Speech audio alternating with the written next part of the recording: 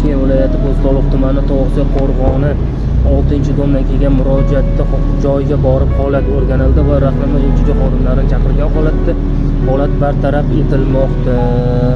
Qolgan video davomida ko'rsanglar bo'ladi. Mana holat ko'ryapsizlar.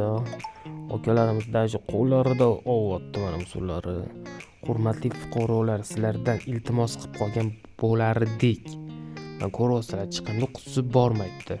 Lekin yonlariga otib ketgan. Bu qanaqa madaniyat? Bu madaniyatsizlikka kiradi-ku bu. Hurmatli fuqarolar, chiqindi qutisi bormi, shunga tashinglar. To'g'ri kelgan joyga otib ketmanglar, iltimos. Ozgina madaniyatli bo'lsak, hamma yoq cho'tki bo'ladi.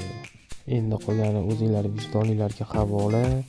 Agar to'g'ri kelgan joyga chiqindilarni otib rasvo holatga kelsanglar, shu chiqindi axlat xonada yashaydigan holatga kelib qolasizlar.